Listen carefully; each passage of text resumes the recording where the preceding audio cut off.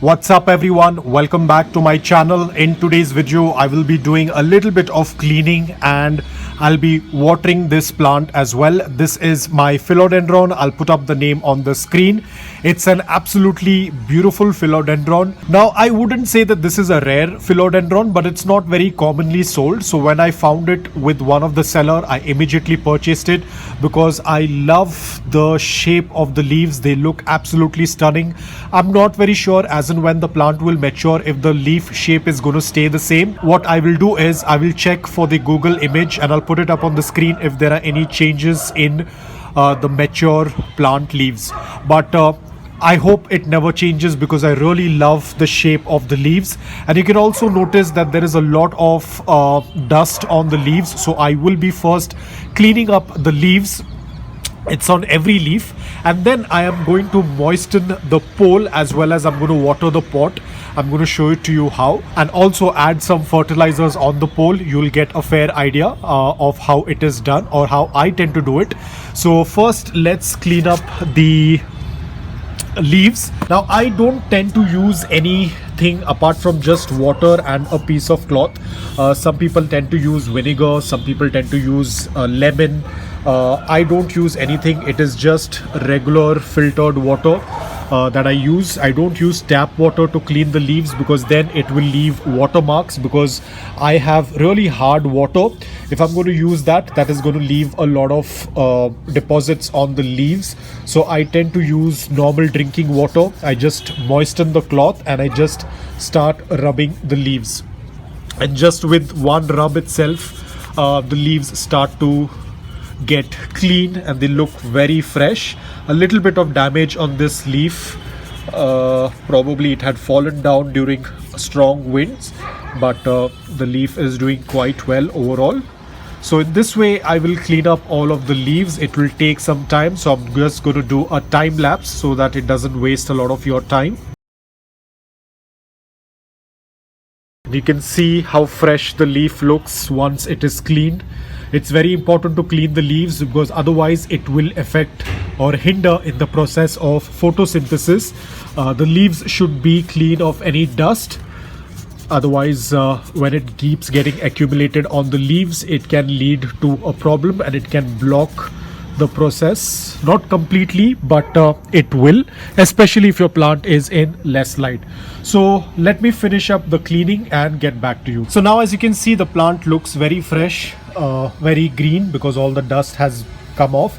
And I think it might have been some spider mite issue over here. There's 2 spots. Nevertheless, we have cleaned up the leaves and it looks very fresh. So now it's time to water this pole. Now how I tend to water, because right now the pole and the pot soil, the soil that is in the pot, is both dry. So what I start with is I don't use fertilizers on dry soil or on the dry pole because we have our aerial roots. So I take my spray bottle and I start watering the pole. Now because this plant has been in this pot for almost 2 years now, and even the square rope pole is very old, so you will notice the moment I water, the water immediately gets soaked into the pole, and I'm going to water it completely. Now all the excess water will start to get into the pot. So in this way we are doing 2 things. One is we are watering the pole, at the same time the excess water is going to run down into the pot. So we are watering the pole and we are watering the pot soil. So in this way I will do this completely. Now as we all know that the pole will dry faster as compared to the pot soil. The soil that is present in the pot will dry slow as compared to this pole because this is extended in the air and it tends to dry out faster. So I don't always water like this. Only when the pole and the pot soil is dry, I go ahead and do watering like this.